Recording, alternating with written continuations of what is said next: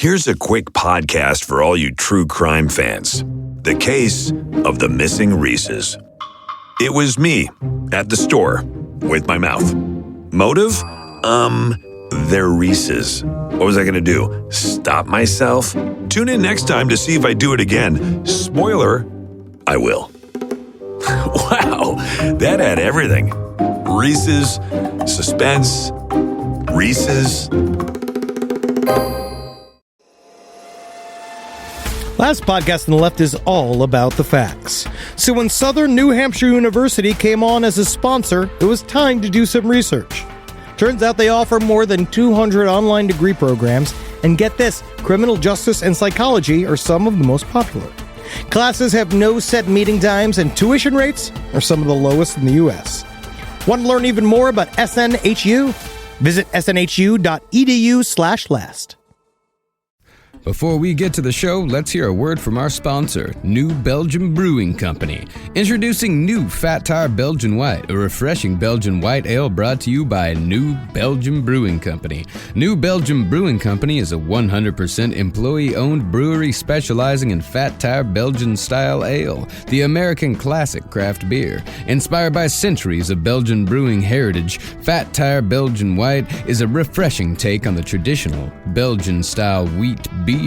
Personally, I'm a big fan of the New Belgium Voodoo Ranger IPA. You know, a couple weeks ago I talked about the sun coming out here in New York City, and let me tell you, it is out. We enjoyed a couple of Voodoo Ranger IPAs out in our courtyard, well, courtyard meaning the concrete slab behind our apartment. We watched the sun go down over Brooklyn. So find Fat Tire Belgian White near you by using the Beer Finder link at www.newbelgium.com. That's www.newbelgium.com. There's no place to escape to. This is the last podcast. On the left. That's when the cannibalism started. What was that? My daddy didn't like me, and I shot John Lennon, that's why. What? That's not a reason to shoot someone. Oh, it's plenty of reason. You didn't hear my stories about how bad my daddy was. Oh, my goodness. He was so bad, and I just had to go get that beat. Oh, no. Get him. All right, welcome to the last podcast on the left, everyone. I am Ben Kissel with Marcus Parks. Hello. Marcus, how are you feeling? Empty. Good. And, of course, we got Henry Zabrowski there as well. Thank you for introducing me. When they did the colonoscopy? Colonoscopy. My name is Elford Colonoscopy. It's a curse and a blessing. You must be unpopular at the dances. How much shit do they take out? Like, when they pull the tube out, does a lumps of shit come out? We started last week's episode with you talking about your dookie issues, and I don't really want to hear about Marcus's. No. You Why? have to start a laxative process at 2 p.m. the day before, where you have to drink 235 grams of Miralax along with 4 tablets of Dulcolax. All right, well, let me try to segue. Speaking of runny dumps, today's episode is about a real dumpy dude. I'm so good at this. You're such a pro. Very good. Pro, man. All right, we're going to cover this story, folks. Mark David Chapman. No, he's not a singer-songwriter who sings about running rivers and flowers in bloom. He's, in fact... You got a fast car. That's what I was thinking about. Tracy Chapman. I love Tracy Chapman. Mark David Chapman. Mark David Chapman. Mark David Chapman was a hypersensitive, piggish Todd Rundgren superfan who shot and killed former Beatle John Lennon just as Lennon was walking into his apartment building here in New York City in the late hours of December 8th, 1980. I tell you what, though, I went to prison, I lost 75 pounds, and now you say piggish. I'm more turtly, like the Dana Carvey bit. You remember that? How turtly can you get? You remember that? Master of Disguise, favorite film of mine. Do you think that Todd Rundgren does think though, like, well, he is my fan? Like, yes. At least I have that's a big deal fan. I'm gonna go ahead and tell you this: that in 1981, Todd Rundgren's next album after John Lennon was killed, that one was called Healing. Oh, maybe he had a deep emotional reaction to being tied to one of the most tragic events of a century. Now, the accepted story is that Chapman was driven to kill John Lennon by the novel The Catcher in the Rye by J.D. Salinger.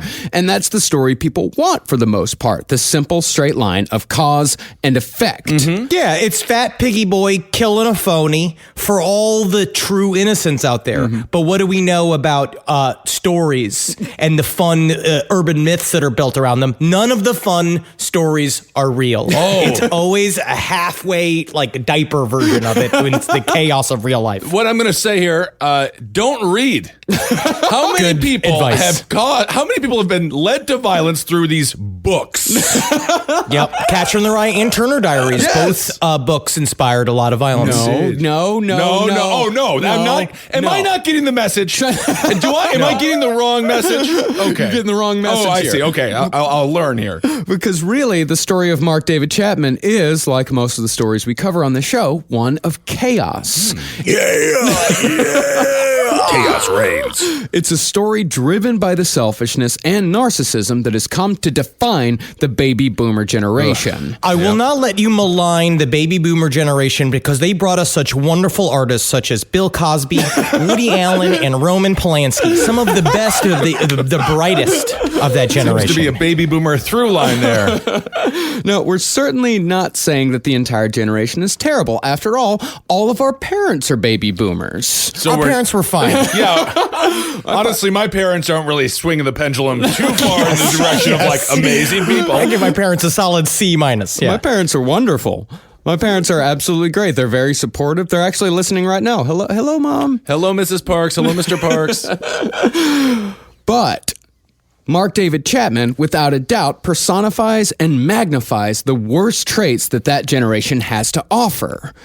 One of those traits is an inability to take responsibility. And I think the generation actually shares that in the deification of John Lennon. Slam him, Marcus. Slam him. Because all my life, I've been hearing that the 60s truly died when John Lennon was shot, or at least the spirit of the 60s did. Right. But I think this is just another way to deflect responsibility, as it was the boomers who helped to elect Ronald Reagan into office in a landslide a full month before John Lennon's death, which did far more damage to the concept of compassion than the death of any rock star could. Wow. I think the 60s died when they decided to switch protesting from taking it to the streets to taking it to the sheets. He laid in bed for like, what was that, a week with Yoko? And he's like, and we're doing this to protest Vietnam. It was the style of the time. It was a cool thing. He was trying to be cool. He's a rock star. He never should have been a god, but he also considered himself a god. That's one thing. Eventually, if you go into the life of John Lennon, he wanted to be assassinated. He was obsessed with the idea. He thought that he would be canonized, which is why he would always try to downplay his influence on people, saying, we're more like Lawrence and Hardy. We got people who are like Gandhi, and the others, they're the ones who get themselves shot in the head there.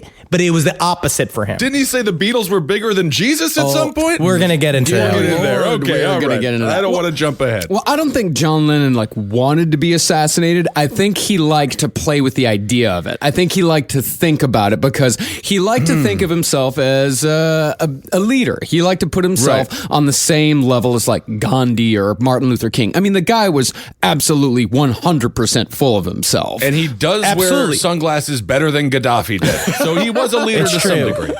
But also, as a person that, as a show business, I am, a version of a flim-flam man. This is what we do. We work at show business. I can't help but acknowledge the perfect arc my life would take if I was murdered by a fan, which makes this episode doubly scary in my mind. Is a part of it's like knowing how good that would be for the show. It's the same reason you're not going to see a ghost or a UFO. You want it too bad. You're like one of those guys who tries to get suicided by cops, and the cops just put their guns away and be like, I'm not going to shoot this guy. He's too desperate for it. I'm dangerous. Well, back to the boomers. The boomers like to fuck and they like to get high. And when that got old, they instituted as many selfish and callous policies as they could. Chapman didn't kill the compassion of the 60s. Policy did. Oh. Whoa, world star. And as far as Catcher in the Rye is concerned, Mark David Chapman, he was going to kill somebody eventually. Okay. Because these types of people always find a way to justify their stupid bullshit. And if to make something out of yourself, you have to try really hard, and you have to work really hard and develop some sort of expertise on something. You have to try something. You have to get a job. You have to work hard to not be a dumpy asshole. It's really easy just to shoot somebody and get put in the newspapers. Absolutely. We talked about that on the side stories this week. Mm-hmm. Now, concerning like Mark David Chapman, it just so happened that the two main ingredients in the soup he eventually served happened to be J.D. Salinger and John Lennon. Ooh, Salinger Lennon soup. It's like tastes like lime. It's just like a guy's got his foot in it. Yeah, it gets served in a fedora.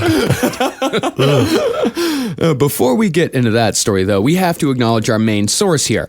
Book is called Let Me Take You Down by Jack Jones, published in 1992, just as Mark David Chapman actually started telling the truth behind the motivations of these crimes. Whoa. So without further ado, let's get into the life of Mark David Chapman. All right. This is him just trotting along with his fucking big pig turtle face, just his stupid hair slapping back and forth his tiny little dog eyes. Mark David Chapman grew up in various places around the South, but always considered his hometown to be Decatur, Georgia, which is a suburb of Atlanta. Okay. Chapman's life was a tapestry of hypersensitivity and overreaction starting from childhood. If Charles Manson was the dark side of the 60s come to life, Chapman was its blubbering afterbirth. Ooh, okay. You force me to imagine a red, white, and blue vagina like it's a part of some kind of performance art piece. Yeah. And then Charles Manson pressing his face out of it and just going like, never mind, everybody. I'll just stay in here. And then him just starting like punching the clit like it's a punching bag in a gym. Charles Manson. Inheriting both his father's abusive nature and his mother's narcissism, Chapman believed from a young age that he was destined for greatness. All because that's what his mother constantly told him. There's a fine line between being like super mean and being hard on your kids so they crumble, but you also can't be too nice to them. Tell them they're good. You're good, but if you want to be great, you got to really try. Yeah. His mom was very like, what's the term? She's very winsome. She was very whimsical, very sweet woman. She would always make songs and sing and dance. She was trapped in a very abusive relationship with Mark David Chapman's father. Ooh. But a part of it was that she put her fantasy life onto Mark. Mm-hmm. It was very much so being like, you're going to be the bestest boy anybody's ever met because of your beautiful hair and your tiny eyes. And he's like, is it real, Mama? Is that really what's going to happen? And she's like, we'll see. Yeah, it's one of those things. It's like, and it happens with narcissistic parents a lot, where their life sucks, they're trapped, it's over for them, so their only chance for greatness is to put everything on their child. And sometimes, the kids can get out of this, they can grow out of it, but sometimes it just fucking ruins them. Is it possible to draw a parallel between Tonya Harding? Look at the act of violence. Obviously, she didn't do it, but it does seem to be like, how do you get success real quick? Yeah, but the problem, the difference is that Tonya Harding actually put in the work, and Tonya Harding was fantastically talented. Tonya Harding worked like a fucking mad dog to get where she was. Yeah. We are closer to Tonya Harding. Yeah. Because of how much work we put in it, and we don't have ready for TV faces. No. We had to go out there and really be the best of the best in order to do what we can do. Yes, I would like to go fishing with Tonya Harding.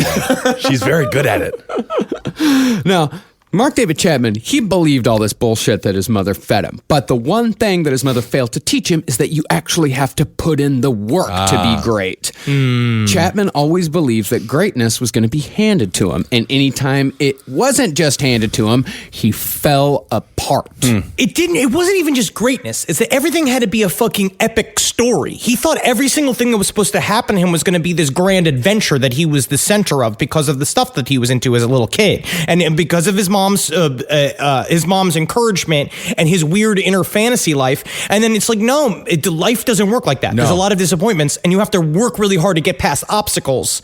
And if you don't, you fail. Everyone is actively trying to stop you. Everyone. It's not even like crazy. I used to think like, man, maybe I'm thinking a little crazy. No, they are actively trying to stop you. Chapman's origin story, if you can call it that, had its setting on a schoolyard playground. He said a kid gave him a wedgie, and when the other kids noticed he had a couple of skid marks, they said he'd shit himself. He's skid mark.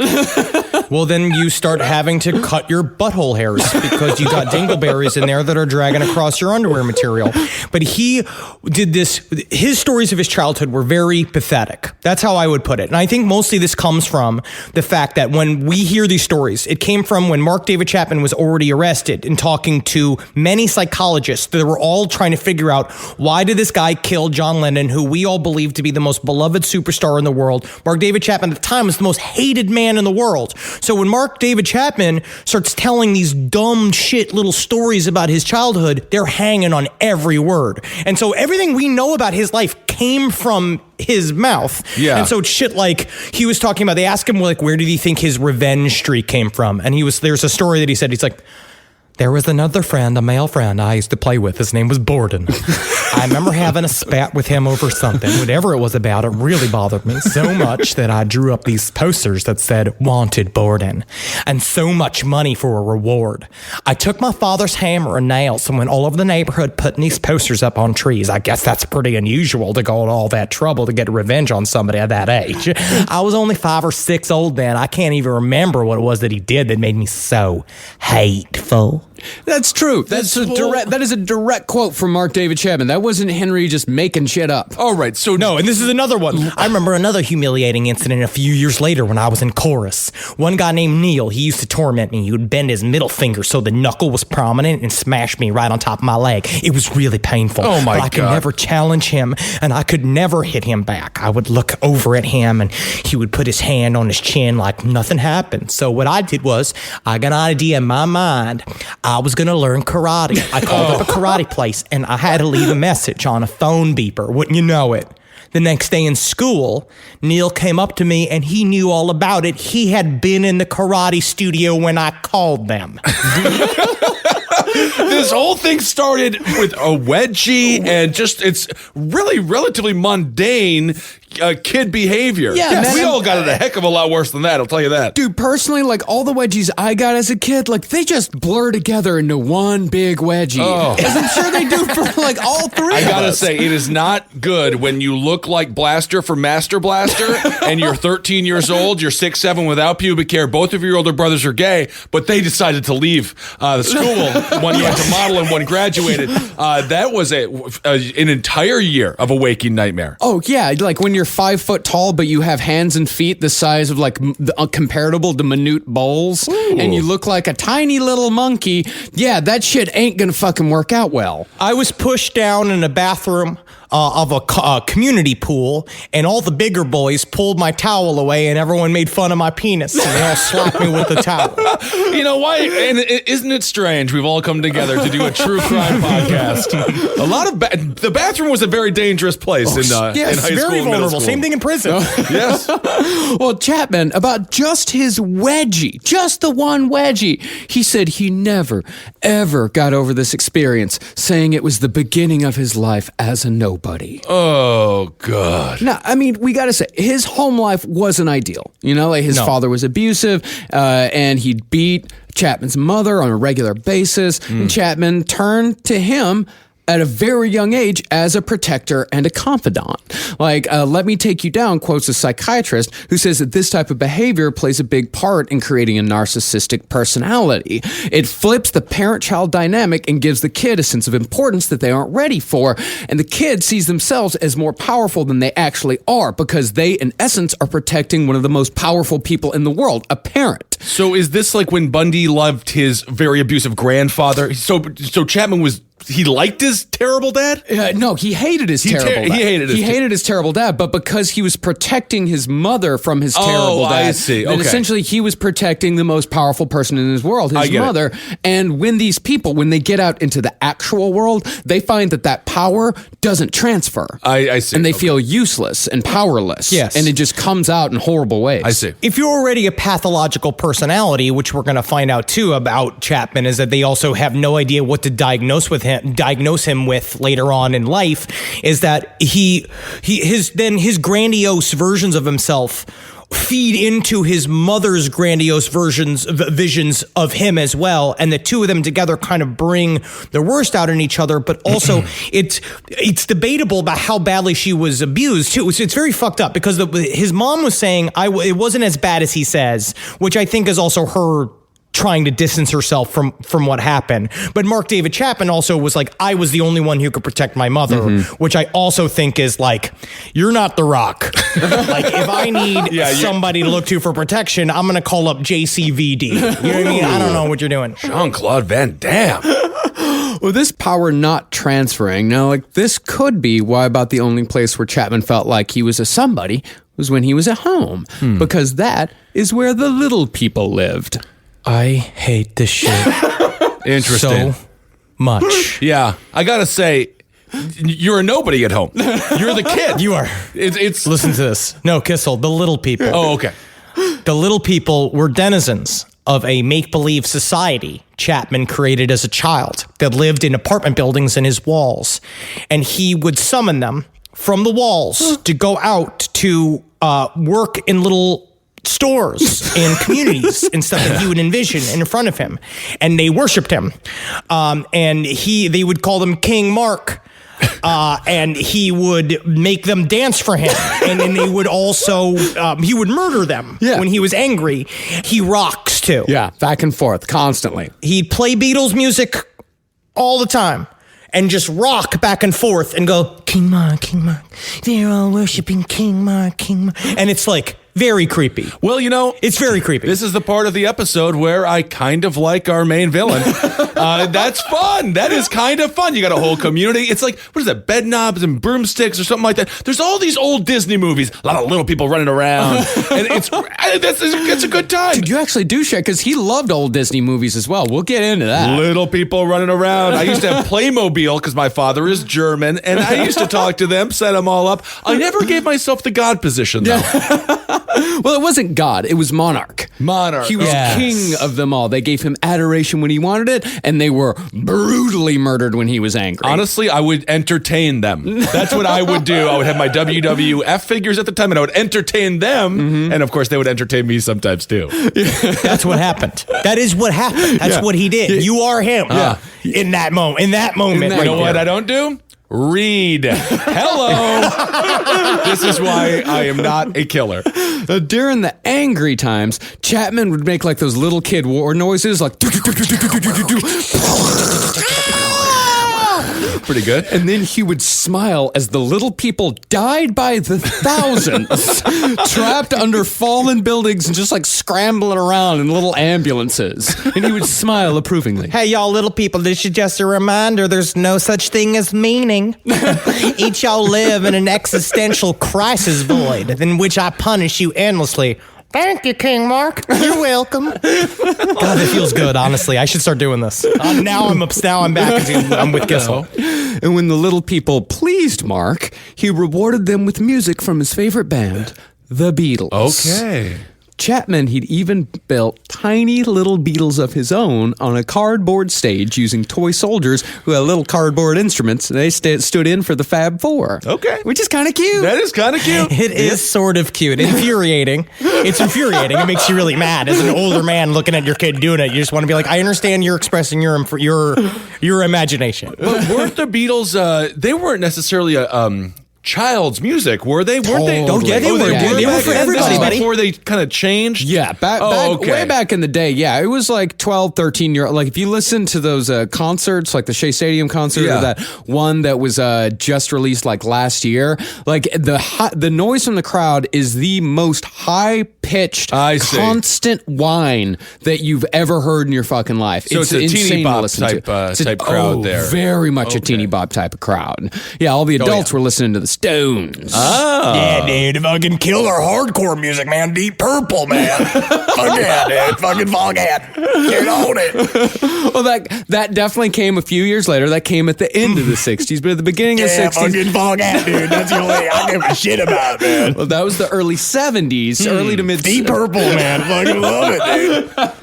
You got a DeVita, man. When does Styx come around? Mid 70s, early to Okay. mid 70s. Very That's good. more your time. I like to sail away. I like dad rock, man. I like anything I can wash my car to. Long songs. Well, Chapman would sit and listen to Meet the Beatles, his only rock record, and project it through his head into the homes of the little people. And when he did so, they would cheer their monarch, saying, according to Mark, Mark the king of music, Mark the king of the little people. Long live the king of the little people. It sounds like the version of Ash when he's like a bunch of little ashes running around in Evil Dead. Or was that Army of Darkness? One of those. King Mark, I have one request. Love what you do. Tremendous work. Absolutely fabulous work. Everybody's very, very happy here. Notice there's been a great deal of dildo stores opening up, and I would like maybe to see. We need a tailor or some form of grocery store. So.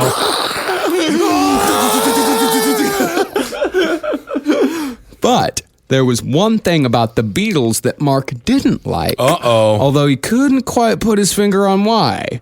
He said he'd look at the record slate for Meet the Beatles, and he'd be fine with 3 of the Beatles. But there was just something about the face of one of them that he didn't like. If he's making fun of Ringo again, I gotta throw a big leave him alone to Ringo. He's never done anything wrong. Oh, no. Ringo's fine. Okay.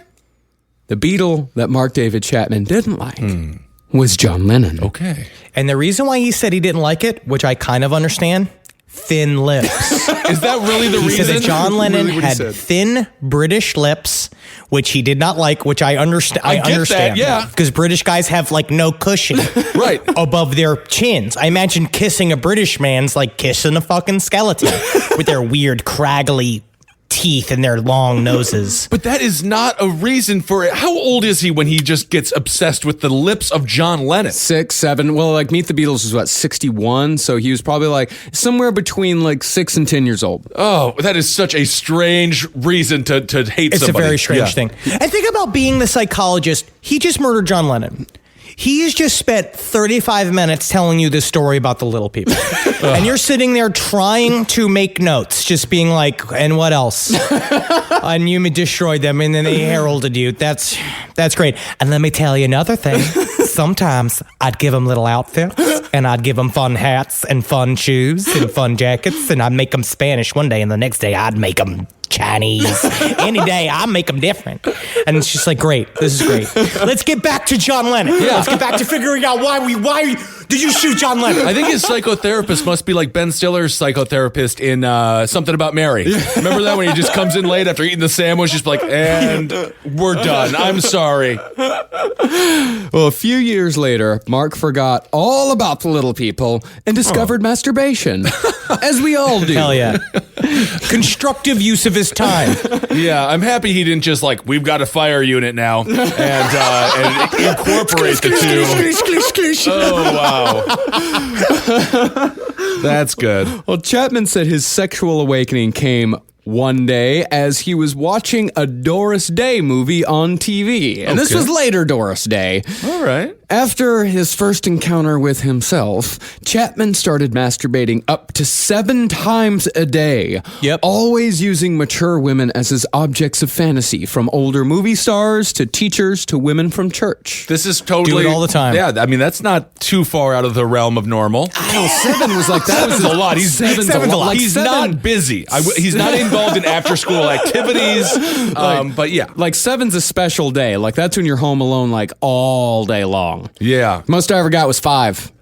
I have no idea. Yeah. 5 was your most? 5 was my most. Yeah, that was the most I could go. I could say that. I think the last time I did this when I was living in a hotel in Toronto. That was like a year ago. Yeah. Yeah, dude. 2015. 2015. I had a whole Sunday, man. Wow, nice. What was that for? Heroes Reborn? Yeah, dude. NBC, Thursdays, 9 p.m. Oh, look at that. More like Heroes Stillborn. Still, it is great. It still works. Oh, man. It's still funny. That's funny. He gets cast in things, but then they get canceled. The They shows get stop. canceled. They stop going. So it's like, he's doing good. And then all of his actor friends are jealous. But then they feel And then he good. Yeah. hasn't made it to the end of a season yet. Don't have to. Don't have to, man. man. Interestingly, Chapman had the same fantasy that many sociopaths like him have when they're just starting to sexually blossom.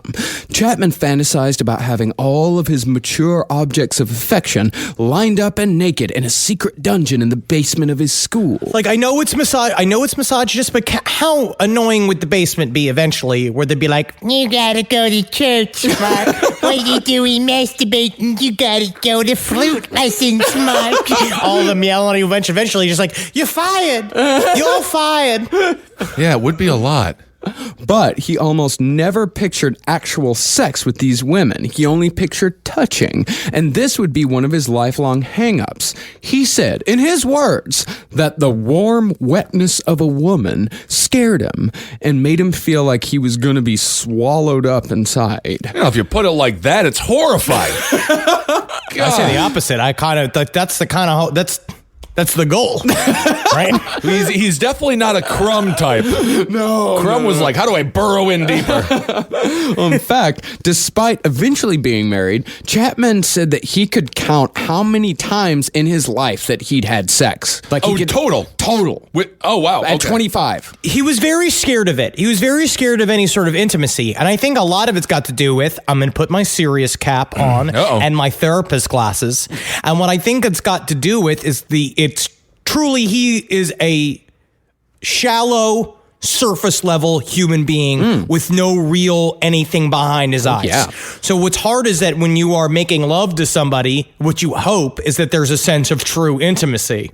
And I think that facing that intimacy, facing like someone seeing your O face, which is us at our worst, that it's hard to show that to somebody, so you then abstain from doing anything whatsoever. Today's other sponsor for Last Podcast on the Left is Blue Apron. Blue Apron is the #1 fresh ingredient and recipe delivery service in the country, and it's on a mission to make incredible home cooking accessible to everyone. They deliver fresh, non-GMO, pre-portioned ingredients and step-by-step recipes right to your door, and all of them can be cooked in under 45 minutes. The menu changes every week based on what's in season, and it's designed by Blue Apron's in-house culinary team. Customers can pick 2, 3, or 4 recipes based on what best fits their schedule. And now, for 6 weeks, from April 16th through May 21st, Blue Apron is teaming with Airbnb to bring you the best home cooking from around the world. Each week, their menu will feature a recipe developed in collaboration with an Airbnb Experiences host like Cece, a chef from Shanghai who makes incredible Kung Pao chicken.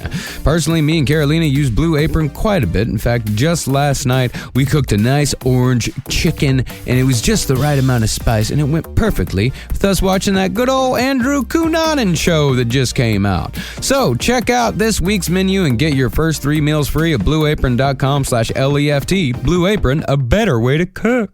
So pretty soon after Mark David Chapman discovered masturbation, he was introduced to drugs. Okay. This is about the age of 14 or so. And with that, Chapman found an identity for the first time, actually calling himself and making other people call him Mark the Freak. So cool.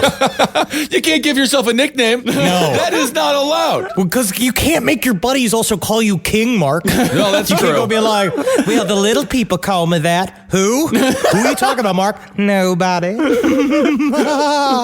They're dancing on the top of my feet right now. I got a couple in my bag. So this is pretty normal, though. So he's in his early teens, taking some drugs. We're talking LSD, some pot. A lot of LSD, mostly LSD, actually. Oh, right. And now he's masturbating. This seems like he could end up okay. He totally could have ended up okay, yeah. He is on the path to becoming a comedian. Yes, that's basically it. And he actually did try his hand at being a comedian in, I think, like the mid-'70s. Him and his friend moved to Chicago, and they did a bunch of, like, skits and bits. Oh, my God. Do we have any, or do those exist anywhere? I need to see those. It is brutal.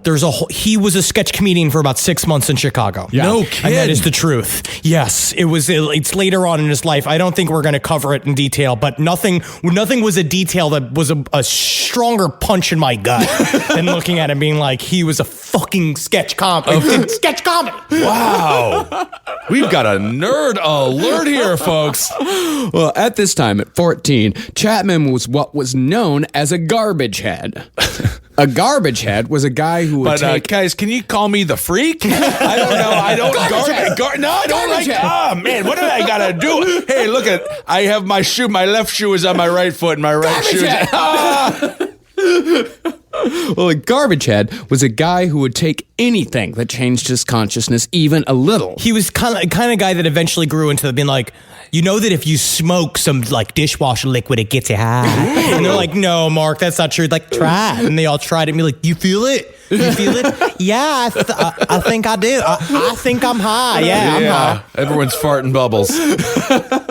Well, when he wasn't doing that, he was sniffing a lot of glue and sniffing a lot of lighter fluid all before school. That's the good glue they used to give the kids back in the day. Remember that? It used to come like basically on something where it's like, put it on your lips. Why don't you just see how it tastes? It came on like a perfect application for like just rub it on your tongue.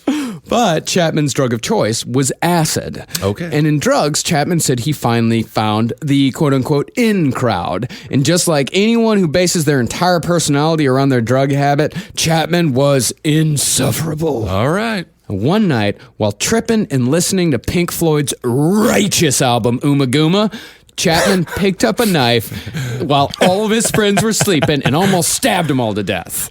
Okay, this is the thing about Chapman. Yeah, Chapman was one of those. Don't laugh at me. Uma Gooma's fucking... No, I'm not laughing Yeah, at sure, I'm sure it's great. The name is purposely funny. Yes. It was done by a bunch of stone people for stone people. Yeah, exactly. No, it was just I wasn't expecting the I didn't think he was going to start stabbing his friends or going. That's kind of a leap there. You know what it was? You know when you're in a group of friends that do drugs a lot, there's always one that's like super fucking dramatic and wastes everybody's time. Chapman was like the guy that you'd have where it's like everybody's doing drugs and it's like a guy at the very end, it's like, there's a ghost in me. There's a ghost in me, guys. He's like ruin everybody's night. And you have to go, it's all about him now because he's sitting there saying like, I'ma stab you.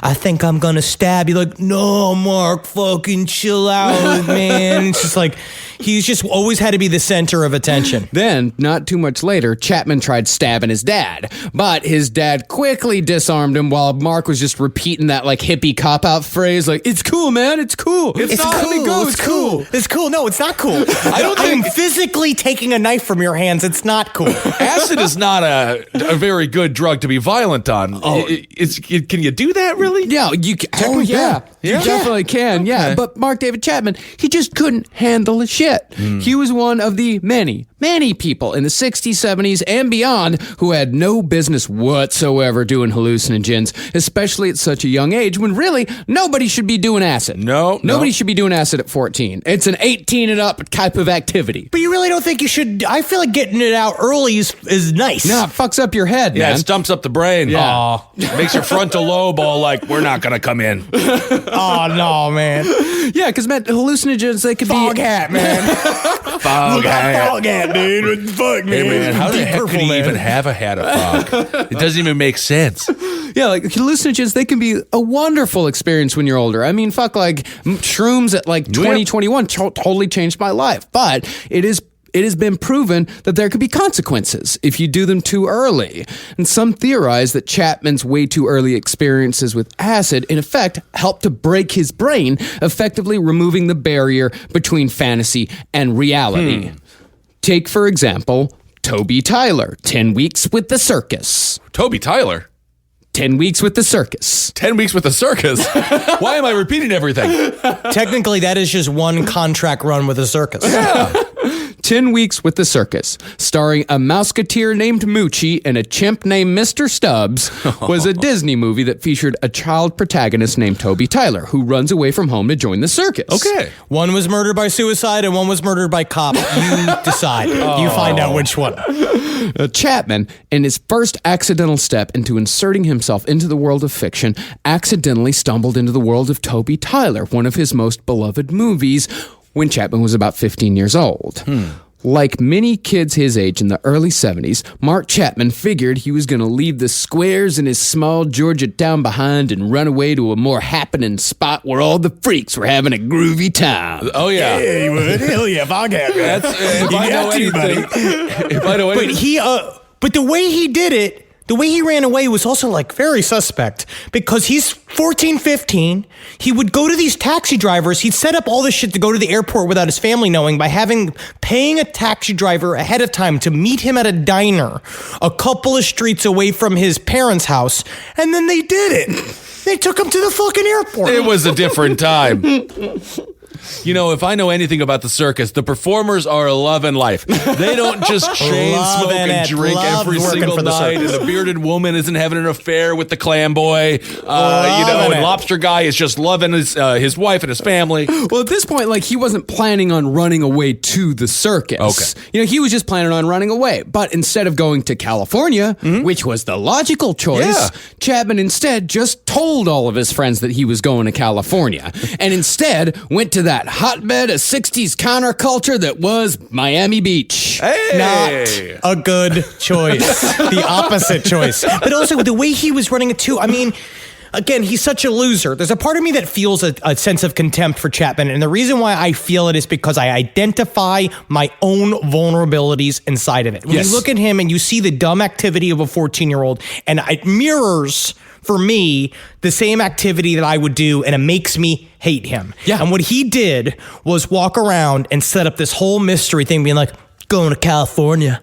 And they're like, oh yeah, you're going to fucking California, fucking Mark the Freak? Because that also eventually that became an ironic nickname for him. Because he just put on bell bottoms and a leather jacket. And he's like, oh yeah, I'm going to California where all the girls are, because that's where I do best, is when all the girls are around. Man, like, yeah, Mark, have fun in California. See you there. We're actually on our way there too.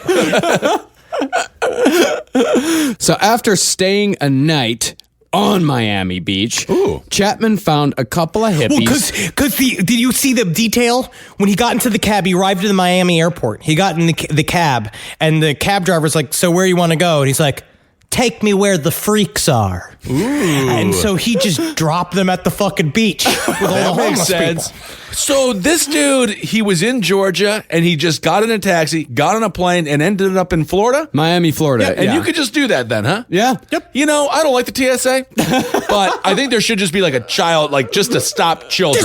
Just a low level. Just a small. Letting a kid, a kid with too much swagger in his his newly acquired fucking, bell bottoms. Well, you have to be able to check these kids. Well, what he actually did is that he dressed up nicely for the trip. Oh. Like, he dressed up really nice so no one would look twice at him. And he kept all of his hippie clothes in his backpack. And as soon as he landed in Miami, he went into the bathroom and changed into his bell bottoms and his, flowy shirts. Man, it's kind of a cute story. It is for sort of the way it ends. It really is. And that's one of the things we're going to see about Mark David Chapman, is that he does have these adventures. Yeah. He does actually have the courage in himself to have these adventures. And there are times in his life when he could have totally turned into becoming a regular dude, just like a normal person with, that had a weird childhood, very similar to the childhoods that we all had. But instead, he went in a totally different direction, and he had one last adventure, yes,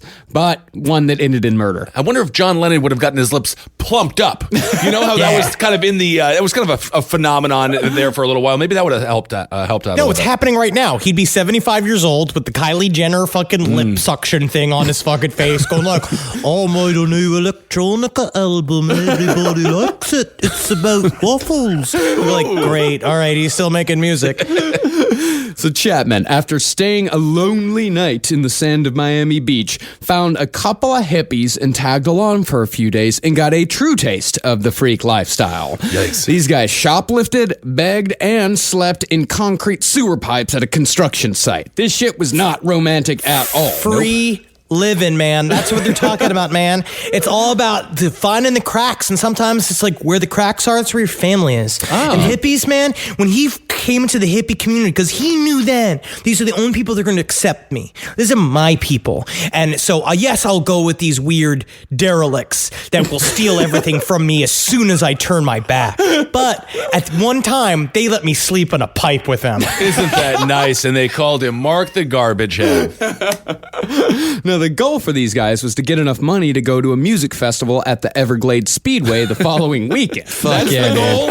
What about an apartment? Oh, I mean, hippies are... Man, fuck you, Kissel, with your fucking capitalist fucking bullshit. All you want is some kind of career and some kind of, like, you want an apartment and you want, like, fucking shoes and shit. Go fuck yourself, man. I'm just trying to get to the festival, man. Yeah. All right, well, who's playing at the concert? Who's at the concert? Actually, the 1968 Miami Pop Festival had a fucking great lineup. Like, Hendrix was there. So After that, can we get an apartment? This was... That's all that I'm asking. My back is hurting. But this is like the 1971 Miami Pop Festival, and I couldn't find the lineup for this one. Presumably, it was still pretty good, but it was probably the difference between like Coachella and like 2000 and like 5 compared to like Coachella now. So we got like 99 Woodstock. We got Biscuit performing. I would say that Miami Pop Festival 1971 was probably closer to Woodstock 99. Sticky Fingers there. I bet Sticky Fingers there. I bet the Apple Bottom Boys fucking show up. I bet the band that Janis Joplin left to go die was there. I bet there's a lot of heavy hitters there, man. Yeah, Dr. Hook, all kinds of fuckers. Cool. All the guys. Dr. John, the other doctor musician, Dr. Demento. I love that time in music where I was like, I don't know. I don't have a name. Doctor. And you know what? We're going to go with Sergeant Pepper. I'm going to be a Dr. John. Actually, about the military. Actually, nobody makes a song about the military, and that's an anthem, John. It's a good old people. Actually, Dr. John and Dr. Hook, emceed by Dr. Demento, sounds like a fucking fantastic concert. Dr. John's great. Yes, I would see that. Such a night. Well, before they got to the Miami Pop Festival at the Everglades Speedway, Chapman ran out of money. And his new friends told him, like, you know what? You go on ahead. We'll meet you there.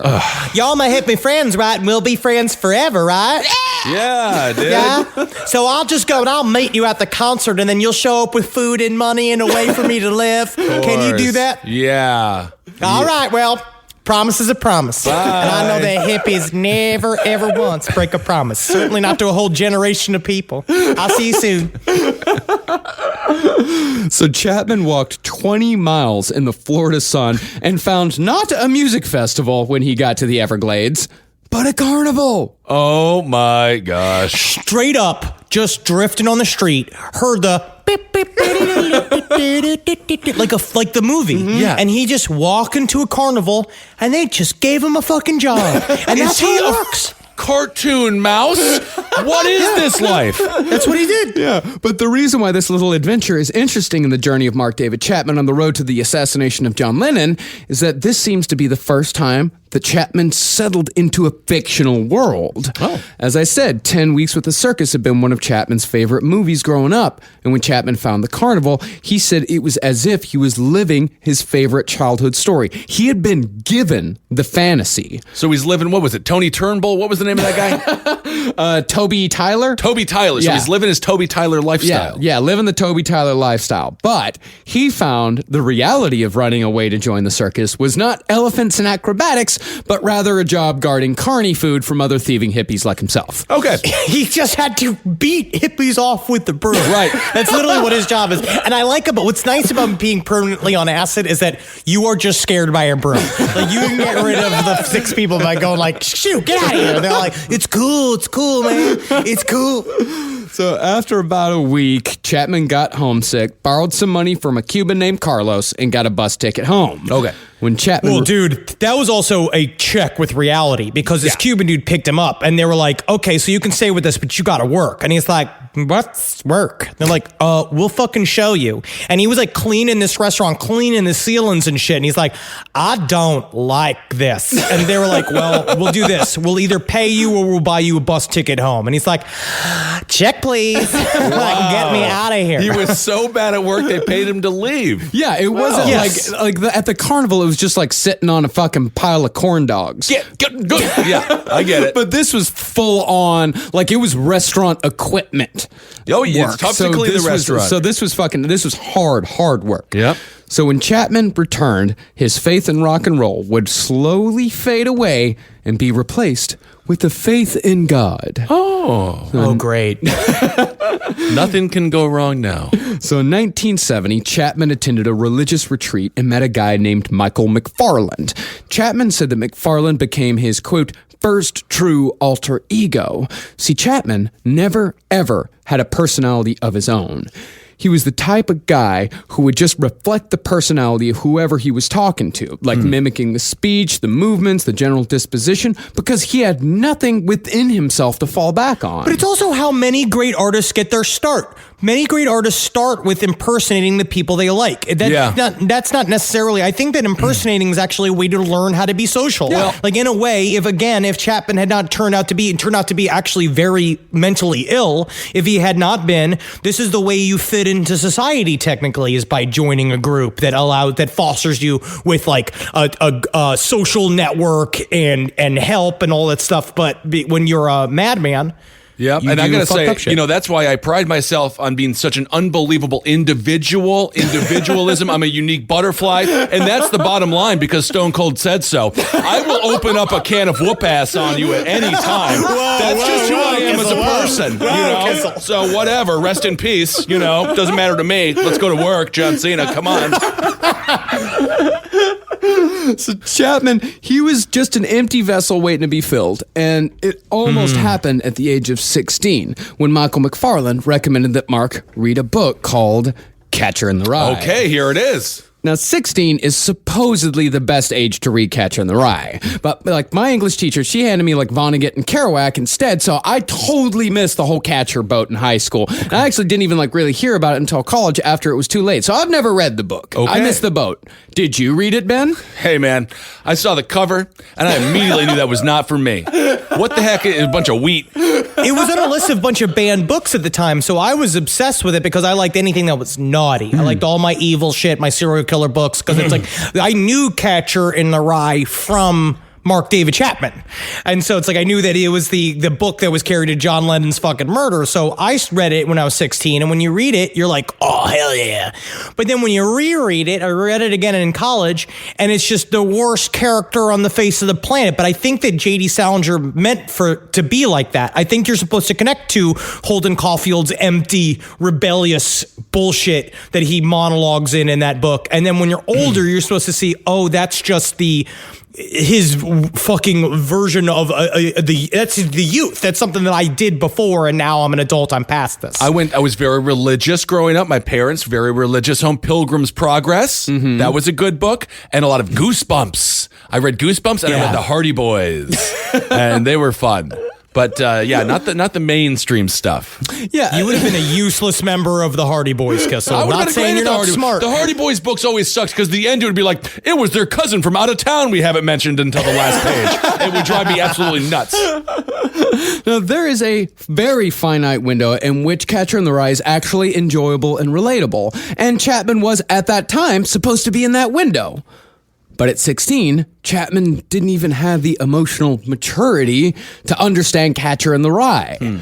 At that time, he was more into the shallowness of drugs and peace and love, and most importantly, still very much into the Beatles because of all the drugs and peace and love. And I would say the emotions of peace and love are by nature shallow. Those could also be very deep emotions. They can be deep. For our podcast, there's like, those shallow emotions like peace and love. The shallow things like true consideration of your fellow man. But no, it's like, because the hippie movement, it was just very like, go fuck it, cool, yeah. But then they left them to sleep in a pipe alone. Yeah, it was just something that they said. Right. As far as the hippie generation was concerned, peace and love and all that bullshit, it was just words. It was extremely shallow and ultimately extremely disappointing later on when they completely betrayed those ideals. Of course it was shallow. Some Dog people meat, were are you crying? Dog meat, I'm through the Skype. I see one tear coming out of the corner of your eye. Sad. We were all disappointed. Yep. We were all very disappointed and remain disappointed to this day because the boomers are still fucking up our lives. But everything changed with Mark David Chapman, with the whole love and peace and drugs and all that shit, when he met Earl, King of the Beach. Foghead, man. That's my fucking god. That's my religion, dude. Deep purple, man. You got to get into that shit. It's deeper than red, man. It's deep purple. Where'd you get that necklace, man? From the ocean at Seaweed. King of the Beach, dude. King of the Beach. Chapman had taken a vacation to Florida to visit his grandmother and had met Earl while wandering the beach. Oh, naturally. Because it's Earl, King of the Beach. I got it. Yeah, no. He's King of the Beach. You meet him on a sidewalk. That's his kingdom. Yeah. Yep. So Chapman hung out with Earl and his buddies for most of the day, But when Chapman got back to his house, he found that either Earl or one of the other guys had stolen his wallet and emptied it clean. Wow. Oh, what a fucking goober. What a fucking piece of shit. Well, you literally thought that all hippies were perfect. Yeah. That every hippie community you'd walk into would all be, it's like socialist lifestyle where everybody shares everything and everybody's equal. And it's like, no, you got hoodwinked. Yeah, peace and love was a lie. I mean, everyone did share everything just unbeknownst to him.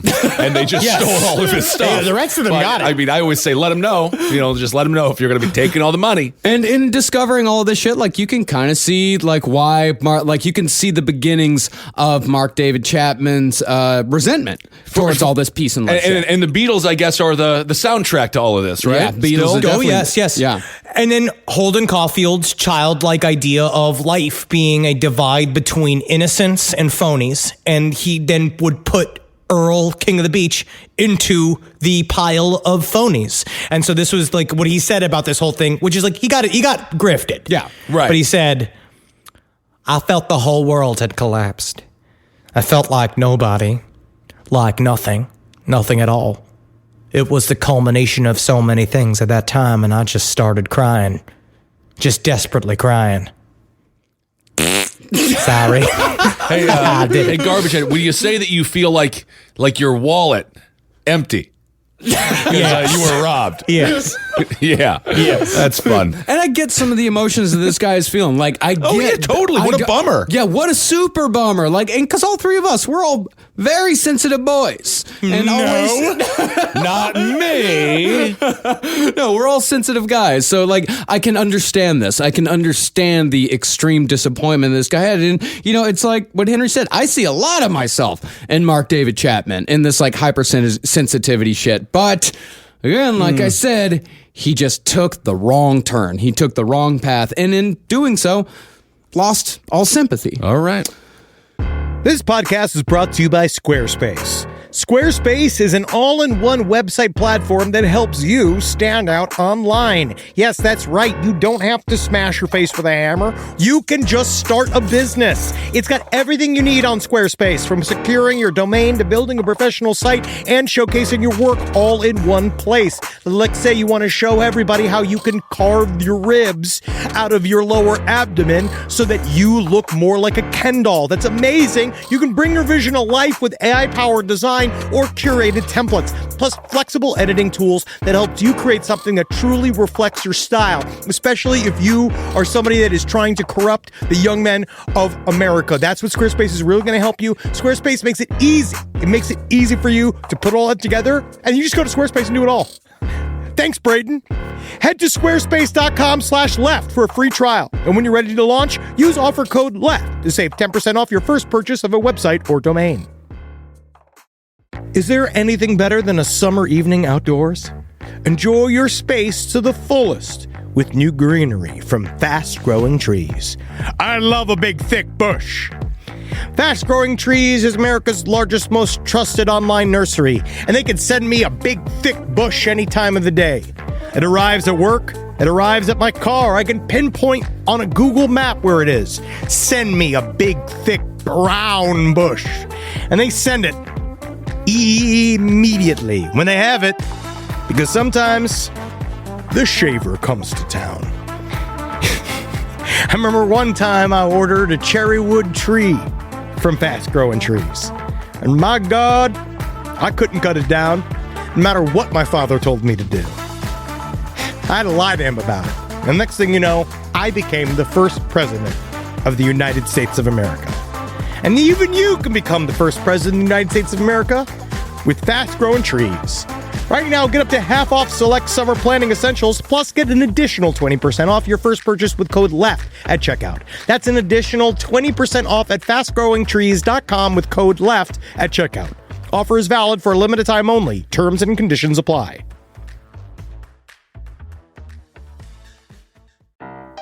Hey there, everybody. Is your cell phone bill too much money? Are you getting that bill and you're like, hey, what is this? I can't believe for what? For 5G? Are you crazy right now? $100? I don't even barely got any bars when I'm just sitting in my living room. Okay? You don't have to deal with that anymore. Are you ready for this? $15 a month. That's right. $15 a month on Mint Mobile. Yeah, baby. Get their wireless plan. Because they're just sitting there on the T-Mobile 5G network, and it's just $15. Your whole life, you're just paying all this money every month. You're like, why? Where's it going? It's going to these phone companies that are robbing you. So go to Mint Mobile. Let them help you talk to your mom. So get your new wireless plan for just $15 a month. Go to mintmobile.com/LPOTL. That's mintmobile.com/LPOTL. Cut your wireless bill to $15 a month at mintmobile.com/LPOTL. That's it. There's no catch. Upfront payment of $45 for 3 months, $90 for 6 months, $180 for 12 months. Plan required, $15 per month equivalent. Taxes and fees extra. Initial plan term only. Greater than 50 gigabytes may slow when the network is busy. Includes up to 20 gigabytes hotspot. Capable device required. Availability, speed, and coverage varies. See mintmobile.com. All right, I know what you're thinking. I like to go banking, but I don't want to give to these big old banks all the time that cater to the 1%. Well, go ahead and get yourself hooked up with Chime. It's banking built for you, not just those rich jerks. And they got thousands of fee-free ATMs because why pay to get your own money? Chime is working for you, man. You get your Chime card, you're going to get travel perks, you're going to get into airport lounges, you're going to get those chicken thighs. You know, every time I go to an airport lounge, I get chicken thighs. And you know what I say whenever I see a plate of chicken thighs? Give me more. Chime's going to get you those chicken thighs in these lounges, all right? Sure, they could serve other types of meat, but why would you when chicken thighs are so delicious? Chime is not just smarter banking, it's the most rewarding way to bank. Join the millions who are already banking fee-free today. Head to chime.com/left. That's chime.com/left. It only takes a few minutes to sign up. Chime is a fintech, not a bank. Banking services for Chime Card provided by Chime's bank partners. Optional products and services may have fees or charges. Stated cashback for Chime Prime only. No minimum balance required. Checking account ranking based on JD Power Survey published October 20th, 2025. For more information on travel perks, go to chime.com/disclosures. And so after his encounter with Earl, King of the Beach, where else was a disillusioned hippie going to turn to but Jesus Christ? Oh. Chapman shed his former skin as a regular old drug freak and became what was known back then as a Jesus freak. Oh, God. And while we've got nothing against Christians, No, it's fine, dude. Jesus freaks are without a doubt the most annoying of the group. It's just they get you with like, you're cool, you're young, I'm cool, I'm young. Why don't we just go hang out sometime? And then they spin it on you, and then you had to sit 3 hours through, became a youth group, and you didn't know it was going to be a youth group, and then you got to go home and you got to drink alone. I was gotten the same exact way that he was gotten. A hot chick from the Jesus group is sent at you. Yep. I remember a girl that I was talking to at a party. She was like, you should come check out my church. And at the time I was like, whatever you want, I'll go do whatever it is. I love God and all of Jesus Christ's teachings. And then I showed him, I was like, oh, it's a Christian cult. They did the same thing to him where he showed up and then all of a sudden, but he loved it because it was community, like David Berkowitz, who did the same exact shit. You know what I say. There's a lot of Christianity has helped a lot of truckers out there get off the meth and be better family men and all that. A ton of people do a lot of time. And maybe it helped. It's better that he's not doing drugs with Earl, King of the Beach, I suppose. I guess so. And if that's the other alternative, hey, whatever. He could end up in the new Foghat cover band Misty Shoes if he had just stayed on that beach. After this, either Chapman just hadn't heard about it when it happened or had conveniently ignored it, but suddenly, John Lennon's 1966 statement that the Beatles were bigger than Jesus was suddenly the most outrageous, offensive thing that Chapman had ever heard. Wow. All of a sudden, imagine was full of blasphemy and only fit for communists. And Chapman made sure to bring that up every week at every prayer meeting, sometimes even singing Imagine John Lennon is Dead to the tune of Imagine. And now, wait, I have another one. That's really funny, right? It's just like, everyone liked my parody last week. Thank you very much. Yeah. Here's another one. It's called Another One Rides the Bus. The tune of Another One Bites the Dust. Oh, right. Another one rides the bus. You remember that? Yeah. I've been scooped. Weird Al Yankovic is now on the hit list. However, it does seem like Chapman's hatred of Lennon faded into his subconscious for almost a decade, because this was in 1971. This was 9 years before the assassination. Okay. And that's one of the astounding facts about this story. Mark David Chapman did not spend years obsessing over John Lennon, just like waiting for the perfect moment to strike his enemy down. All that began and ended in the span of about a year, maybe even less than a year. The musician that Chapman was actually obsessed with was the sensitive 70s songwriter Todd Rundgren. Okay. I mean, I like Todd Rundgren. Yeah, I why like not? him. He's good. fine. He's good. I Saw the Light's a great song. Yeah, I YouTubed him. Yeah, Runt's a really good album. Love it. Wolfman Jack's a great song. Yeah. Wolfman Jack, it's on Runt. It's fantastic. Rundgren. Yeah, Not great a great rock star name. Rundgren. No. And not to the level of obsession that he would take towards Todd Rundgren. Todd Rundgren's a weird one to get obsessed with. Okay. It's like Todd Rundgren's great, and I can see, someone like, man, I love Todd Rundgren. But to be a Todd Rundgren super fan, Well, I mean, it's if just you're weird. If you're Todd Rundgren, thank God he's a fan. Yeah. But you got to put him to work. Eventually, that guy becomes your assistant. Yeah. Like, you need him technically on your team because you're the only one fighting for Todd Rundgren. Yeah, they say And never- you go out there, but he would make everybody listen to Todd Rundgren, and he'd keep saying, "These are my feelings." Yeah. He's like, when you listen to these songs, these are my feelings. These are the only things that exist, which I understand. But his level of obsession seemed to get immediately very creepy. That's why they say never meet your idols. They might be mean to you. Worser case scenario, they become your best friend because they are you. And then you realize, wow, they're just so alone, so alone. Chapman used to say that listening to Todd Rundgren would actually make him depressed sometimes because it was actually depressing to hear music that good. Which, he's good. He's fine. he's good. It's funny. There's someone for everyone. Yeah, there really I like is. that. Yeah, that's great. There really is. I mean, there's someone who Bonnie Raitt makes them cry. Bonnie like Raitt a baby. rocks. Bonnie Raitt's great. She's great. Love Bonnie You throw Raitt. some Kansas out there, man. I mean, I will physically fight both of you to define who is the wayward son. I'm the wayward son. Yeah, sure. Thank you. About Rundgren's music, Chapman said, quote, I was in my own private world with Todd Rundgren.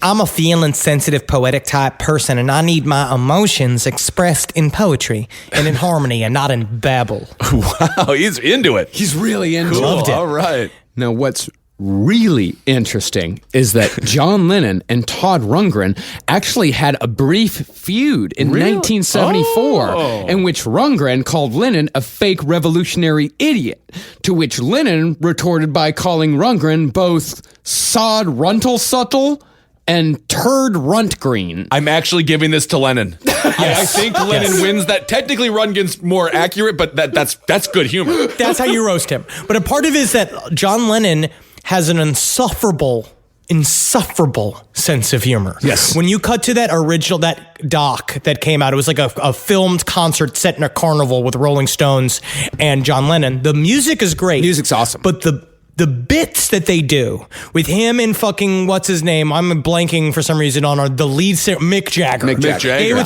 Their sense of humor is very British. They'd be like, "So what do you think, Periwinkle Sunshine?" It's like, I don't know, Steve a Winterbourne. Like they would call each other fake things and do these fake little act outs and shit. I like British comedy. Yeah, I love British comedy too. And like British comedy. that concert, if you can find it, if you want to go out and watch, it's like, what is it called? Like the Rock and Roll Circus or something like that. Yes. It's fucking great. It's really, great. really good. Yeah, it was shelved for like 30 years and then finally released. It's But it has the famous scene of Yoko Ono singing behind Chuck Berry and the wince on his face as she lifts up the microphone and does like, yeah. like over their fucking full blues number that they're doing. It's very funny. Oh, wow. The only thing was, this was all done, this Todd Rundgren, John Lennon fight, this is all done in interviews and letters in Melody Maker, which was only published in the UK, which Chapman didn't read. Furthermore, Chapman had been a Todd Rundgren superfan for years before this feud even happened. Okay. Well, we know what he says a lot, which you'll see later on. It's a part of maybe his psychosis, but it's a part of it. He talks about synchronicities more and more as he goes.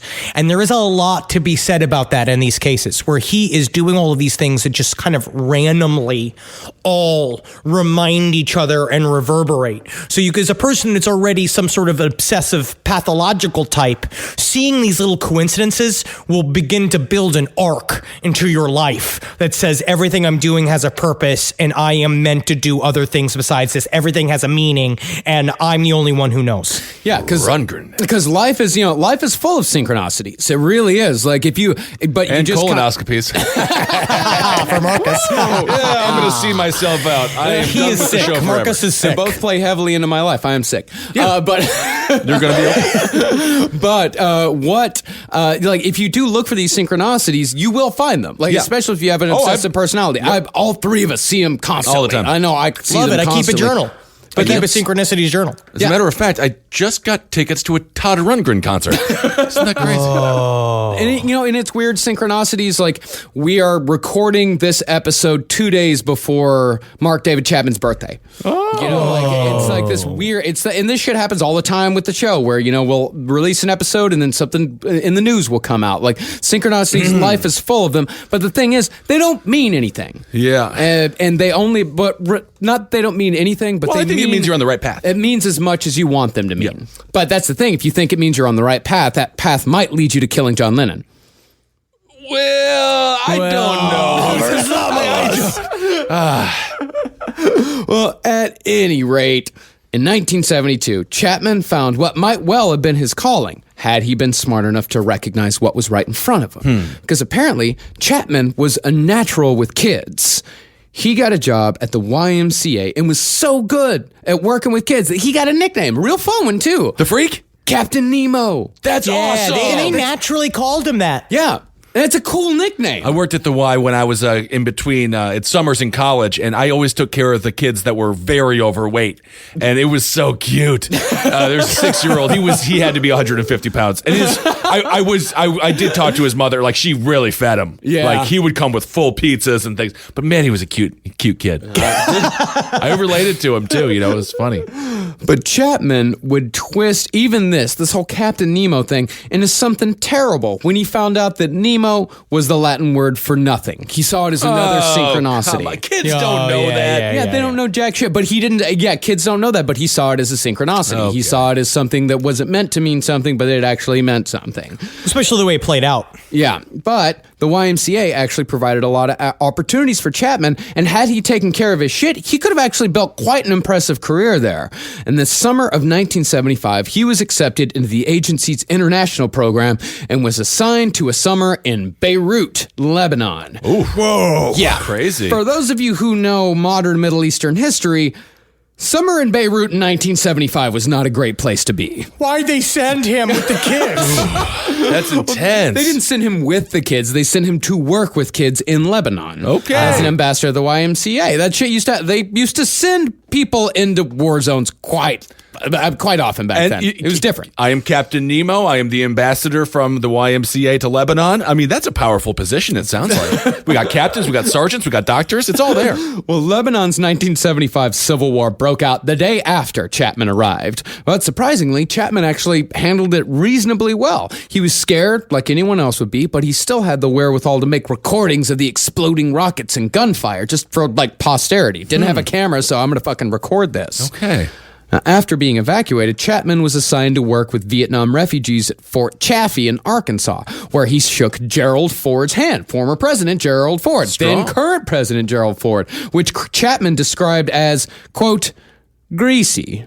Well, he's used to playing football, throwing the pigskin around with the boys, working on cars, It's Texas. It's hot outside. But also, how many serial killers have we had that have met presidents now? A lot. Now, so many. John Wayne Gacy, well, he just met the first lady. We've got, actually meeting presidents. They tend to meet first ladies more. But we're talking about, like, just being around. Yeah, just being around. Yeah, being in the general vicinity. Ted Bundy was really involved, truly into politics. Almost he got pretty far up. Yeah. And then if you ever have shaken a president's hand, you've also met a mass murderer, which is kind of exciting. But after all that, everything seemed to go to shit for Mark David Chapman through nobody's fault but his own. Yeah, because at this point, again, it seems like, come on. He had it going on. He had it balanced. He had a good life going. See, when he was working for the YMCA, Chapman was a somebody. But after the assignment ended at Fort Chaffee, Chapman enrolled at Covenant College in Georgia. And suddenly Chapman was just a student. And for a guy who'd been told his entire life that he was going to be something great, being a student, just like everyone else, wouldn't do. What's wrong with being a student? Well, you're a nobody. But you're not. You're a student. You do know it. He doesn't understand. He's been so used to having these cartoon adventures. Like, he's had like 5 or 6 Pinocchio's Pleasure Island bullshit like happen to him. So now he thinks that all life is going to be like that, and anything less than that is subpar, and he's not living up to his own version of himself being the world's greatest man. I would enjoy not being in a Civil War environment. I would just like be a student for a couple of years. Relax. No, he tried going back to the YMCA. He was working at one of their summer camps, but after a supervisor snapped at him once, Chapman, like he always did, turned into a bowl of jelly and gave up. Also why he gave up being a super Orthodox Christian, because he was at a meeting and he said that I was trying to play one of my songs. I had written a really good song about Jesus Christ, because that was the other thing too, is that Mark David Chapman was trying to get into music. He was writing his own songs for a while. And so he showed up being like, and now it's time for Mark's song, right? It's time. Mark's going to sing his song. Someone introduced Mark. He's going to sing his song. And then no one did. And he's like, F this. They don't get what it means to be a musician and love Jesus Christ as much as I do. And then he stopped going to the youth groups anymore. And imagine how life would have changed if indeed he was bumped because Todd Rundgren showed up. And then he was wringing his hands. Rundgren took my spot. Now, this was the paradox of Mark David Chapman. He could handle a war zone well enough, but if you treated him with anything other than the utmost care and sensitivity, it was the end of the world. Okay. Now, it's obvious at this point that Mark David Chapman suffered from a whole host of mental illnesses, mostly bipolar disorder from the sounds of it. But even though he knew he had problems, he never truly took responsibility for any of it, which always ends badly. And in his case, refusing to take responsibility for his mental illness, something that was admittedly not his fault, resulted in murder, all because he didn't take care of his shit, which removes any sympathy whatsoever that we might have for a person like him. I have to correct you, Marcus. It resulted in murder. It resulted in murder. Also, May is Mental Health Awareness Month. Oh, okay. Thank you. Go get checked. Yes. Go get. I am certainly aware of my mental illness. Yeah. It's like I'm a hostage to it. It's kind of fun. Yeah, it's not like it's something that just rules your entire life. Makes everything a little colored. Still recording, Marcus. Still recording. Okay. However, before it ended in murder, it almost ended in suicide. Oh. In 1977, Chapman, believing himself to be a nobody with no way out, figured he was going to go to Hawaii and kill himself.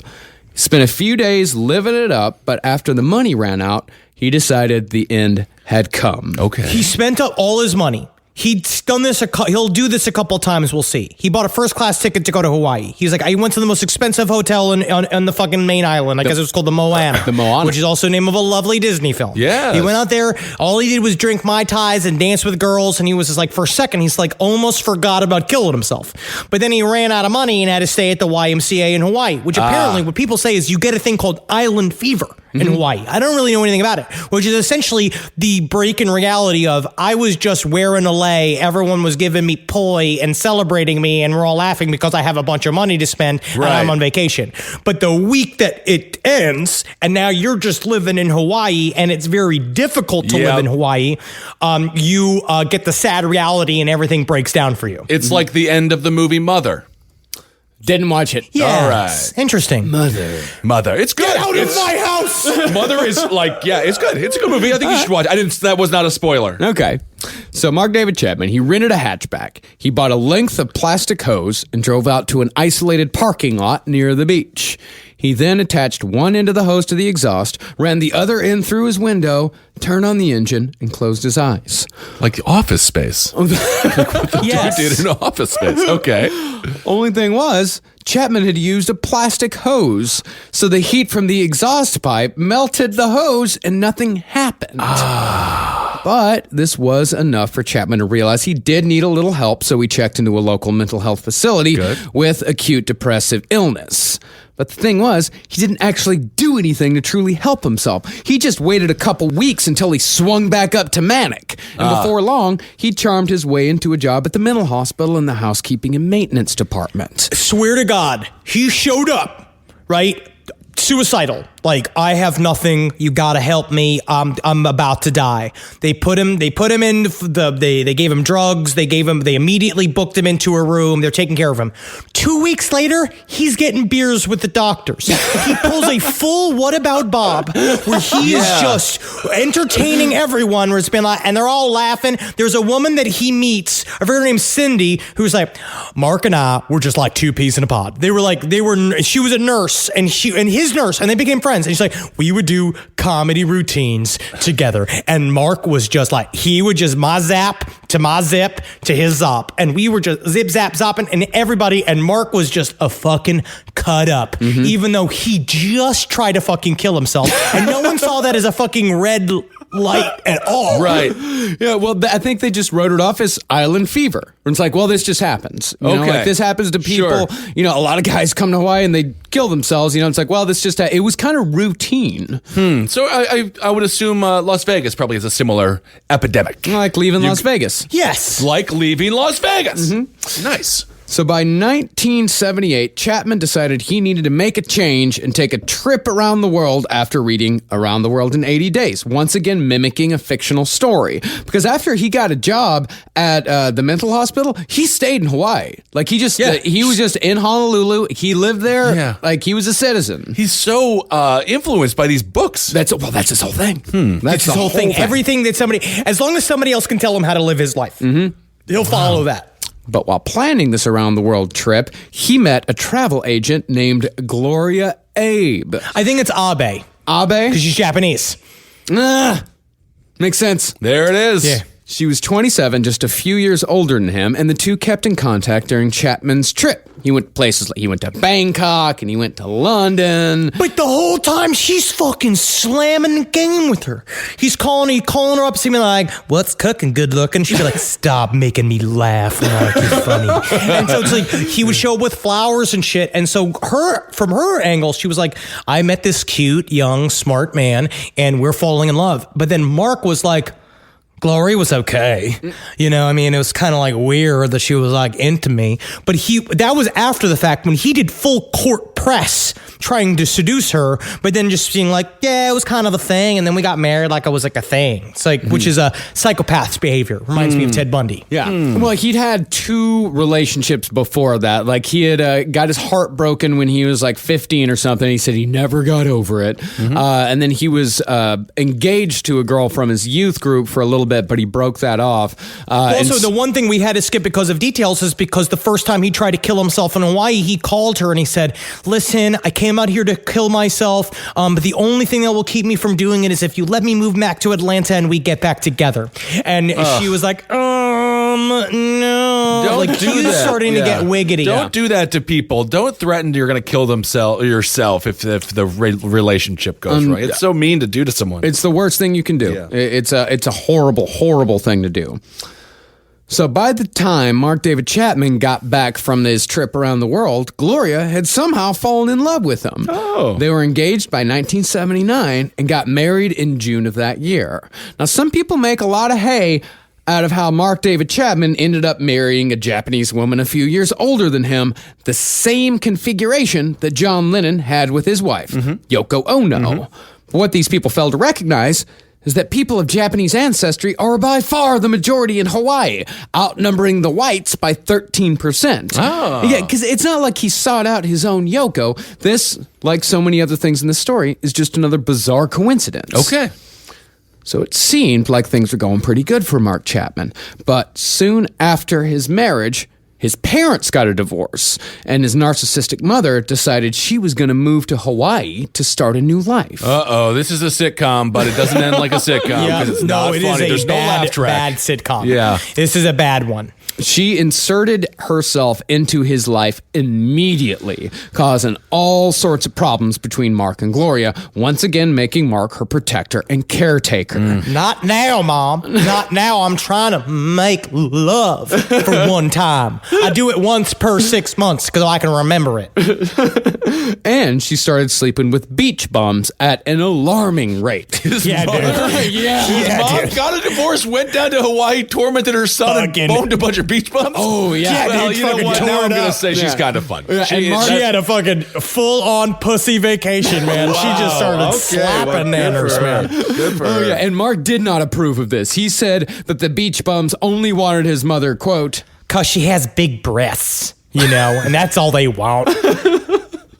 Big front butts. That's what they like. And my mom's got them all big and nice. That's why they're sleeping with her, because they're big, nice, big ones in the front. Yeah. Sounds like you think about it quite a bit there, Mr. Chapman. And then there were the pressures of Mark's new job. He'd been appointed as a printer and PR rep for the hospital where he'd previously been a janitor. And pretty soon, someone said something snarky to Mark, which ruined the whole thing. You know what's super creepy is when he was telling that story, he's like, you wouldn't believe it. I started out as a patient here. Yeah, that's completely insane. Can you go back to Started that? at the bottom, now look where we are. Yeah, Drake. That's what Drake did. But there was something new in Mark's reaction. Whereas before he just collapsed, Mark was now getting angry when the world didn't work at the way he thought it was supposed to. Because he didn't quit when he was criticized. This time, he had a full-on emotional outburst, which actually got him fired. Very scary. Yes. It showed what his rage was like. What you're seeing is that it's building, and it's building and building, and it's just about to pop. Yeah, it's building and building. After that, he got a job as a security guard, giving him another tick on the old sociopathic murder checklist. Because it gives you authority. Having a uniform and a gun and a badge is what he wanted so bad. He wanted everybody to fucking worship him as much as possible so he would become a piece of shit security guard, which I'm saying is different from a normal security guard, which are normally very helpful. Yeah. Can be. They can be. Yep, Chapman developed a pretty strong drinking habit and fell further into depression.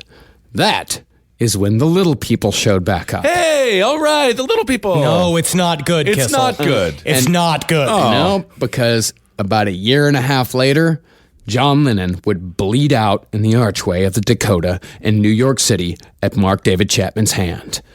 And that's where we'll pick back up for the conclusion of Mark David Chapman. Yeah, All man, we right. saw him taking it and taking it and taking it the first half of this series, and the second half we're going to see him giving it, and we're going to see what he believes he's capable of, and I think it's very scary. And it reminds me again, sort of when we were talking about Earons on Side Stories about like this thing where it's like he just kind of decided to do this, and there's no real explanation for why he went crazy. insane and killed John Lennon. All right, well, there it is. Mark David Chapman, a lot of insight into his life, a lot crazier than I expected it to be, honestly. I thought he was going to be a bit more of a dullard. Well, that's kind of what we were doing. We were actually planning on a Stalkers Who Kill episode. We were going to do several, like kind of what we did with the Versace, Manifestos yeah. episode, where we were going to pick and choose. And so we started with Mark David Chapman, and we're like, oh, fuck, this story is incredible. Yeah. Like, we want to do this whole thing. Yeah, absolutely. All right. Well, thank you all so much for listening. Let's see. What do we have to do? We have a surprise show. But did that already? Should we talk about It's that? sold The out. Late It's Show sold out. is the So- Late Show sold out By yet? the time this episode is released, the Late Show will be sold out. All right, but if you I did guess get so. tickets, we can't wait to see you on Tuesday in LA. Yeah, can't wait. I'll It'll be a lot let of you know fun. what we're doing. When you guys come in there, you guys are seeing a secret show, and we're working out some new material. Yes. So you're going to see us at our rawest, At our most worst. unplugged. just go ahead and say- If you love us at our Lennon, well, no, you have to love us at our Rundgren. if you love us at our Lennon. I don't know if that works. Yeah, but sure. nonetheless. If you don't love me at my Rundgren, then you don't deserve me at my Lennon. Sure, that works. Sure. Rundgren's Or great. vice versa. If you don't love me at my Lennon, you don't deserve me at my Rundgren. Depending on what your tastes That's are. what it Either is. way, it's going to be a new show, so there's going to be a lot of like, that didn't work. That will happen. Yes. So we're still working out. We're working out our live show for this year. We're also going to be announcing a lot of new dates here coming up very soon. Yeah. And we've also, we're going to be at Clusterfest. We're going to be at Bumbershoot in September. So we've got a couple of festival dates, but our like actual theater dates are going to be announced here as soon as possible. Clusterfest and Bumbershoot, both possible diagnosis for Marcus. We will get the colonoscopy results here coming up in the near future and be sure to share them with you in detail, just as Marcus really wants. Yes. Oh, yeah. Open book I am. And more than that, open, you know what I'm saying? Hello. Asshole. Wow. That's what you're saying, is asshole. His asshole's all fucking open and swollen. You said you have pictures of your swollen asshole? I do. You requested those from the doctor, didn't you? I know, they just give them to you. They just give them to you. I requested the video of my of my colonoscopy, but they don't do that. They don't offer that service. I think for another $50 you can have your video narrated by Leonard Nimoy. Yeah. Yes. So maybe you should get that option. R.I.P. Kissel. All right. That's right. Man, everyone's dead. And I will say this, after I was already put under the anesthesia, and I don't remember any of this, I started telling the guys about our live show and explained to them in detail what One For Us, One For You actually is and why I wanted a video of my own asshole to do it. And then when I was woken up a few minutes later by the orderly, I imagined it was you, Ben, who was yelling at me and shaking me asleep. Very cool. That's my future job. Wake up! Go to sleep. Wake the fuck up! I do both things here. You wouldn't believe it. I used to be a patient. Can you believe Get out of here. Stop being my nurse. Thank you for giving to the Patreon, and you can continue to do that at no harassing for our sake. We're not going to harass you to do it. No, but please thank not. you for doing it. Thank you so much for giving the Patreon. Henry and I have an interview series that it's been a lot of fun, and we got a fun interview coming up for you this week or early next week. It should be out. So yeah, thank you all so much for the Patreon. Without you, none of this is possible. Of course. Thank you so much. Follow us on Twitter at Henry Loves You, at Marcus Parks, at Ben Kissel. Follow us on Instagram at Dr. Van Tasty, at Marcus Parks, at Ben Kissel, the number 1, and follow Last Podcast and Left on all of the things funneling your money to the corporations that are going to run our lives and are turning us into a new sort of police state at LP on the Left. You know what I say? It's not an oligarch, it's an oligarch. And then you can kind of have fun with the fact that it's... It is cute. Oh, yeah. Wow. If you think about it as an oligarchield, that's really fun. That is That fun. is I cute. hate Mondays. Cute. I bought a Good shirt branding. that says that. Yeah. Hail Satan. Hail yourselves, everyone. Hail me. Hail Geen. Hail me. Congratulations. Are we just doing everything twice now?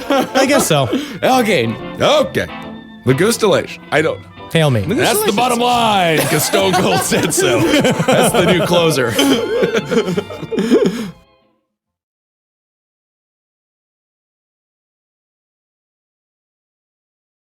New Lancome Absolute Longevity MD. Backed by 20 years of research and 5 patents, the formulas combine MitoPure, the #1 selling longevity supplement, with Lancome's exclusive skincare compounds. It's designed and clinically measured to work on 2 levels: the visible signs of aging, like elasticity and the look of fine lines, and the invisible ones, like the rate of surface cell renewal happening within the skin. Start your visible biological age reversal at Lancome.com/longevitymd.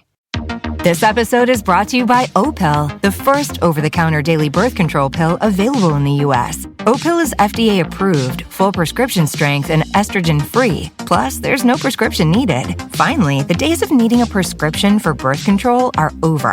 Opel is available online and at most major retailers. Take control of your health and reproductive journey with Opel. Birth control in your control. Use code BIRTHCONTROL for 25% off your first month of Opel at opel.com.